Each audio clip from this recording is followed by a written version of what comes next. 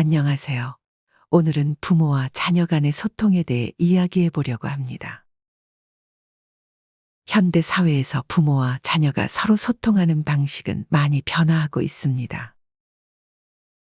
특히 요즘 젊은 세대의 바쁜 일상 속에서 어떻게 부모와 자녀가 더욱 효과적으로 소통할 수 있는지 함께 고민해 보려고 합니다.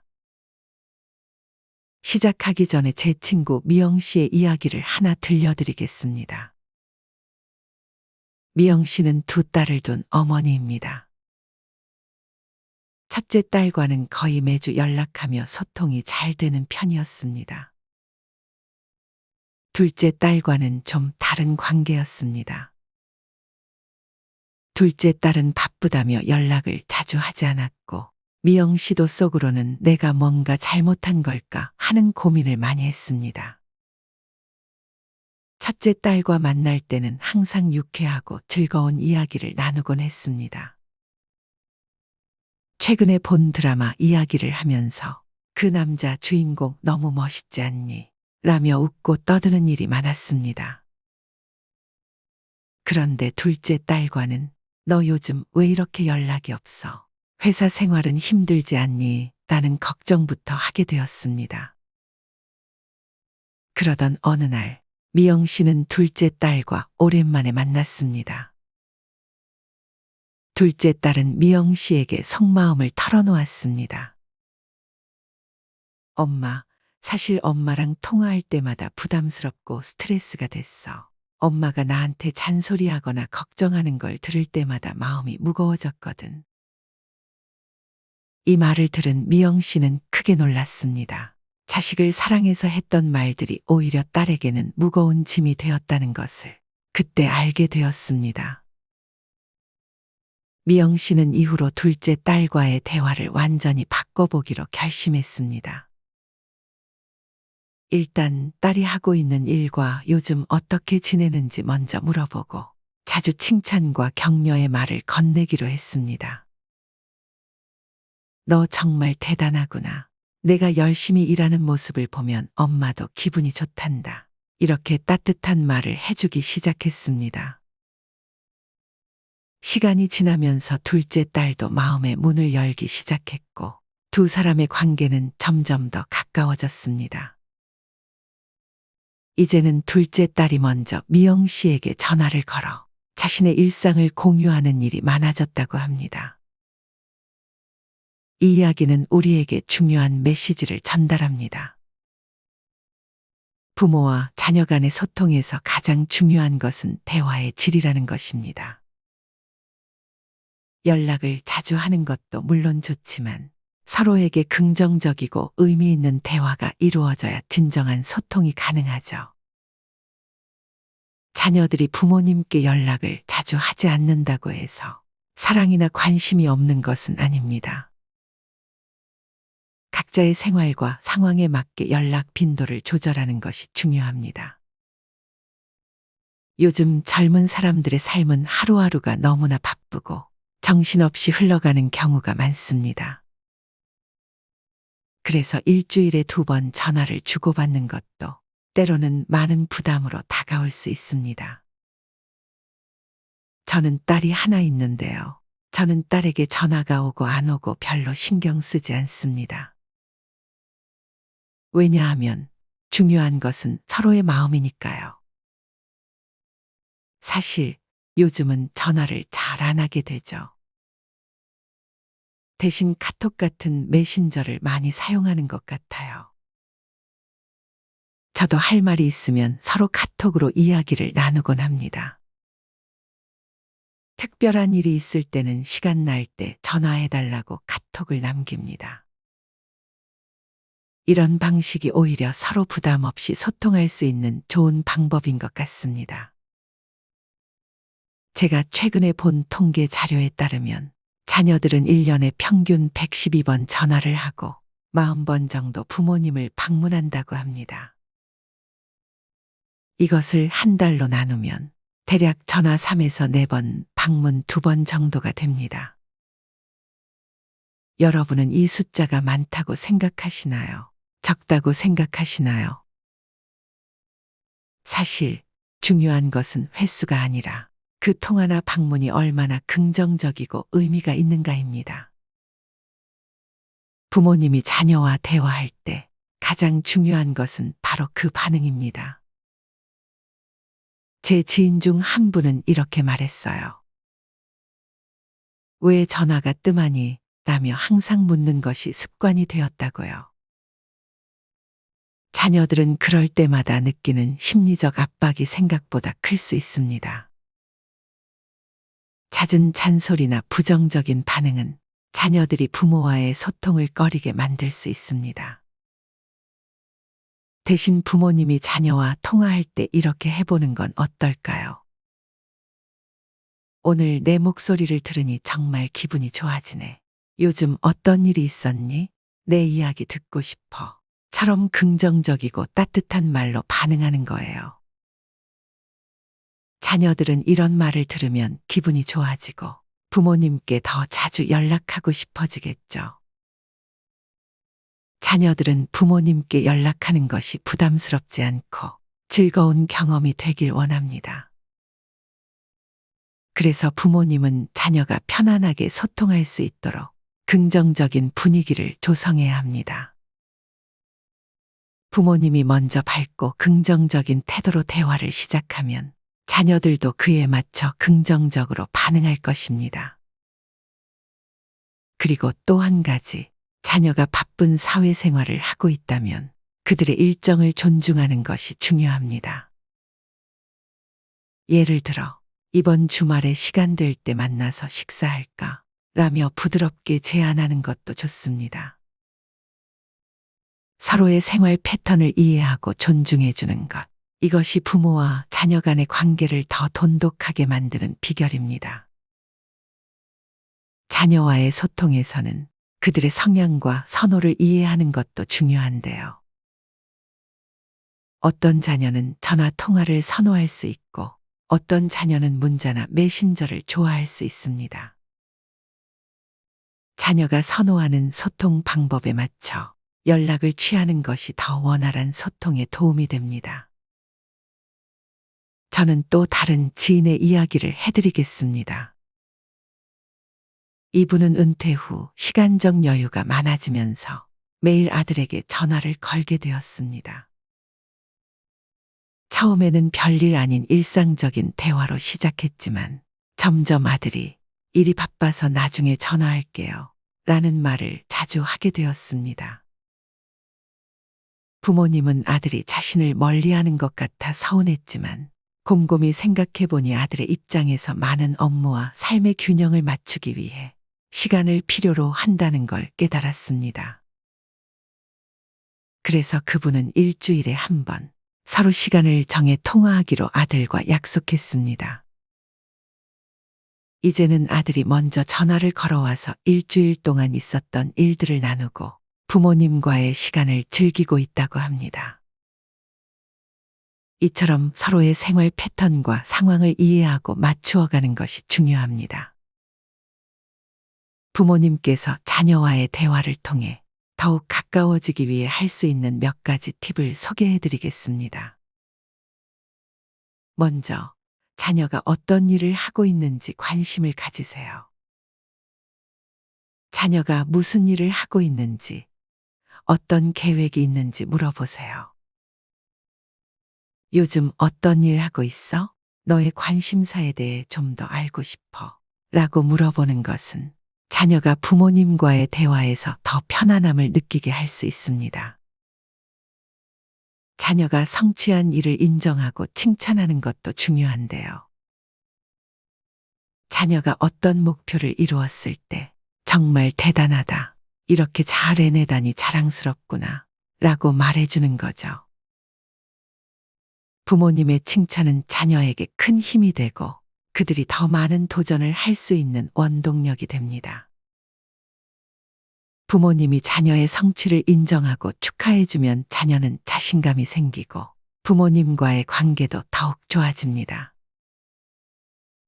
자녀와의 소통에서는 서로의 의견을 존중하는 것도 중요합니다. 자녀가 자신의 의견을 표현할 때 부모님이 그 의견을 존중하고 경청하는 태도를 보이는 것이 중요합니다.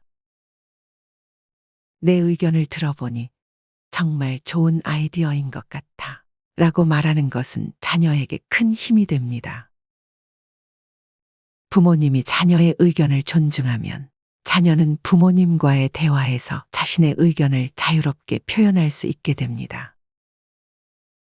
자녀와의 소통을 위한 시간을 마련하는 것도 중요합니다. 바쁜 일상 속에서도 주말이나 휴일에 자녀와 함께 시간을 보내며 서로의 이야기를 나누는 것이 좋습니다. 이번 주말에 같이 점심 먹으면서 이야기할까? 라며 함께할 시간을 만들어 보세요. 이런 소통은 부모와 자녀 간의 관계를 더욱 돈독하게 만들어줍니다. 부모와 자녀 간의 소통은 단순히 대화의 횟수가 아니라 그 내용과 질이 중요합니다. 서로를 이해하고 존중하는 대화를 통해 부모와 자녀가 더 가까워질 수 있습니다. 이런 과정을 통해 자녀들은 부모님과의 소통을 더욱 즐기고 부모님 또한 자녀들과의 관계에서 행복을 느끼게 될 것입니다. 부모님도 자신의 삶을 잘 관리하고 행복하게 살아가는 것이 중요합니다.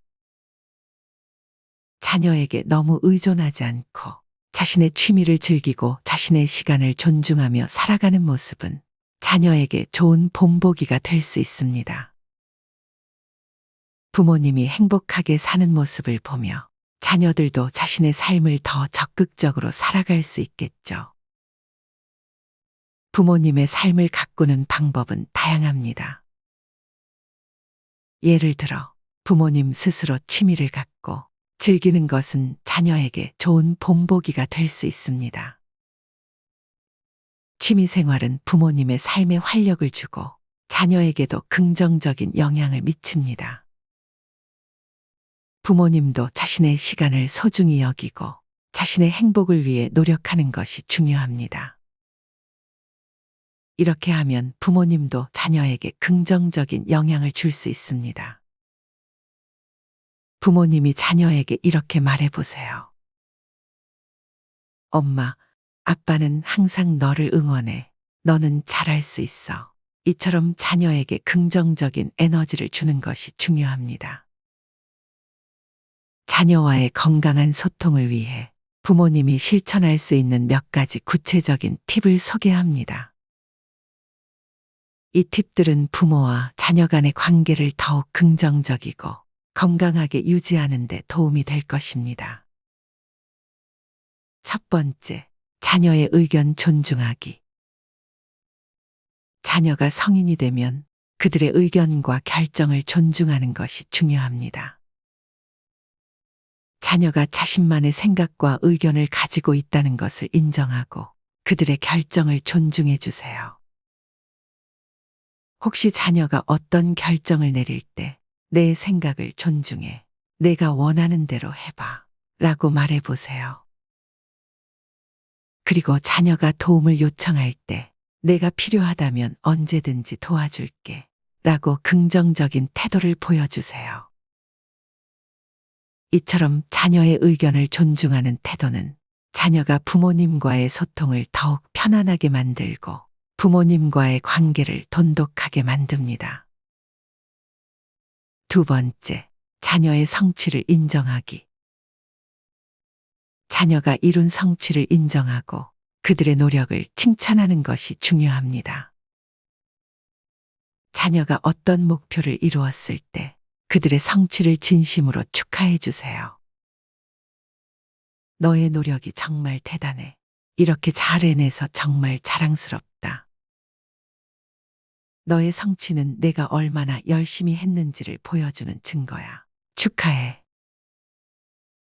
자녀의 성취를 인정하고 칭찬하는 것은 그들에게 큰 힘이 됩니다. 부모님의 인정과 칭찬은 자녀에게 자신감을 주고 그들이 더욱 도전할 수 있는 동기를 부여합니다. 세 번째, 자녀와의 소통을 위한 시간을 만들기. 바쁜 일상 속에서도 자녀와의 소통을 위한 시간을 마련하는 것이 중요합니다.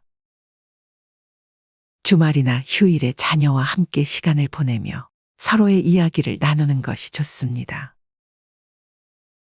이번 주말에 같이 점심 먹으면서 이야기할까? 이번 주말에 너랑 함께 시간을 보내고 싶어. 어떻게 생각해? 이처럼 자녀와의 소통을 위한 시간을 만드는 것은 부모와 자녀 간의 관계를 더욱 돈독하게 만들어줍니다. 자녀와의 소통은 부모와 자녀 모두에게 긍정적인 영향을 줍니다. 여러분의 경험과 생각도 댓글로 남겨주시면 좋을 것 같습니다. 자녀 양육을 마치고 자유로운 삶을 즐기리라 다짐한 부모가 많을 것입니다. 하지만 자녀 대입 취직, 결혼 과정을 모두 끝내면 막상 외로움과 허망함에 고통받는 중년이 있습니다. 바로 빈둥지 증후군 때문입니다.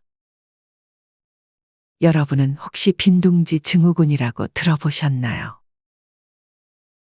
주로 부모들이 자녀를 자신들의 품으로부터 떠나보낼 때 느끼는 심적 상실감, 외로움을 느끼는 현상을 이야기합니다. 이는 남성보다 여성에게 더 많이 나타나는데 여성이 주 양육자인 경우가 많고 폐경으로 호르몬 변화가 일어나기 때문입니다. 그런데 이러한 현상은 여성에게만 해당될까요? 아닙니다. 남성에게도 많이 나타나는 현상이기도 합니다. 특히 이른 사별이나 이혼 등에 따라서 가족이 해체가 되고 자녀만을 바라보면서 살게 된 부모의 입장에서는 갑작스러운 자녀의 빈자리는 더욱 크게 느껴지게 됩니다. 이러한 현상을 모두가 겪는 것은 아닙니다. 주로 가족만을 바라보면서 살아오고 자녀에게 심리적으로 의지하고 자녀만이 삶의 목표였던 사람이 많이 겪습니다. 대체로 보시면 아시겠지만 자신의 삶보다 함께하는 삶, 상대를 위한 삶을 살았던 부모들이 대체로 많이 겪는 현상입니다. 세계보건기구인 WHO는 이러한 가족의 해체에 따른 빈둥지 증후군 자체가 질병은 아니지만 오래 지속되면 우울증으로 발전할 수 있을 것으로 바라봤습니다. 외로움은 사람을 서서히 죽이는 감정이라고 합니다. 행복한 노후는 자식으로부터 독립함으로 시작합니다. 늙을수록 자식에 연연하지 마세요. 성장하여 가정을 이룬 자식에게 관심을 갖는 것은 사랑이 아니라 의지심의 표현일 뿐입니다. 자식이 잘 성장하여 독립하였다면 그것으로 만족하세요. 더 이상의 기대는 금물입니다. 자식 농사가 부모의 노후를 보장하던 시대는 지났습니다. 경제적으로 독립할 수 있다면 냉정하게 덧정을 끊으세요. 관심의 모든 것은 잔소리로 비칠 뿐입니다. 형제 간 갈등은 부모로부터 시작합니다. 그래서 형제는 남이 되는 시초라고 했습니다. 부모가 자식으로부터 경제적으로 독립하지 못하면 자식들 사이에도 누가 부모를 어떻게 모시느냐 등 갈등의 씨를 남겨주는 꼴입니다. 부모에게는 열 자식도 짐이 아니지만 자식들에게 부모는 짐이 된다는 현실을 받아들여야 합니다. 부모의 노후를 자식에게 의존해야 한다는 옛날의 가족 개념이나 효도 사상이 지금의 현실이 아님을 이 시대의 노인들은 알고 있습니다.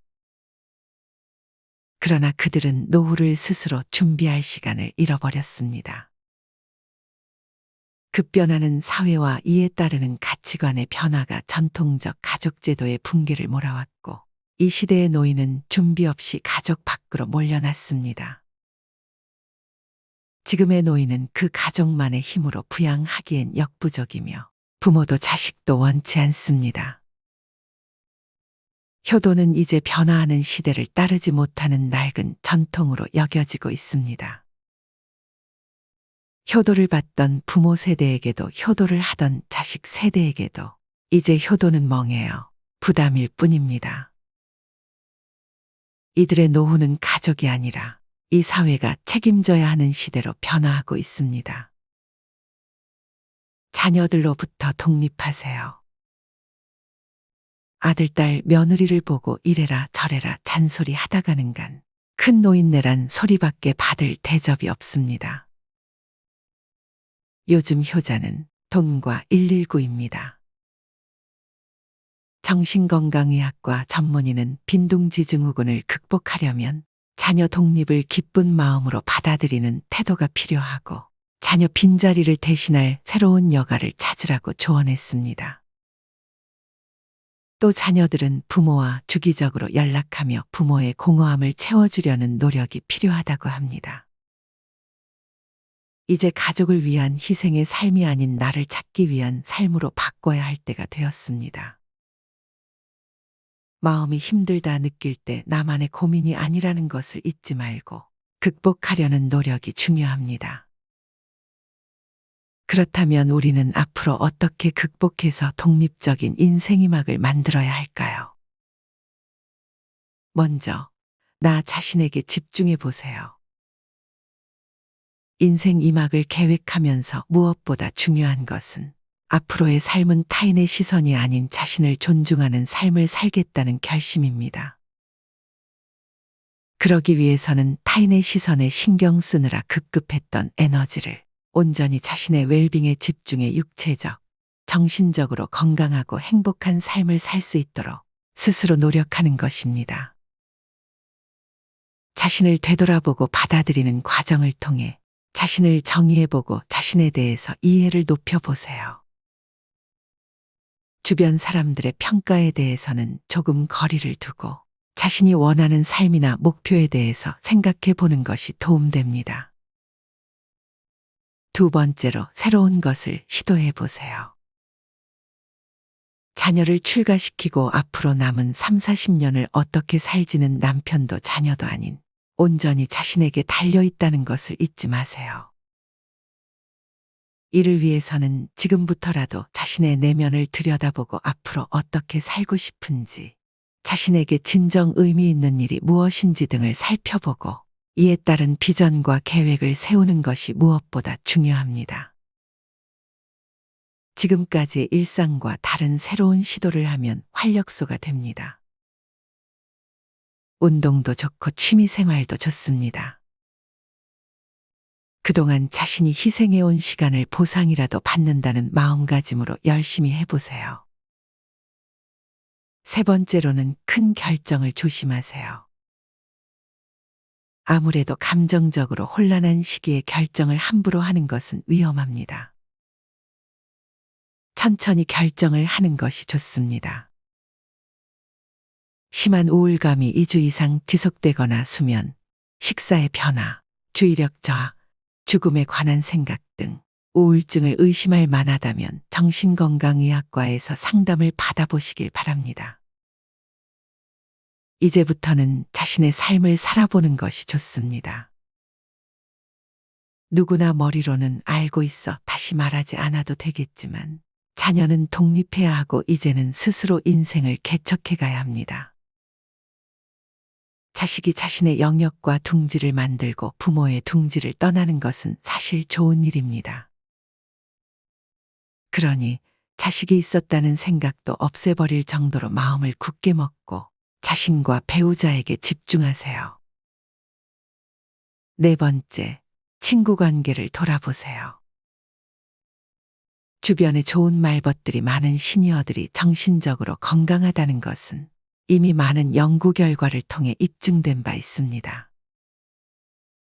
그래서 나이가 들수록 좋은 친구를 사귀는 것이야말로 행복한 인생 이막을 위한 필수 요소입니다.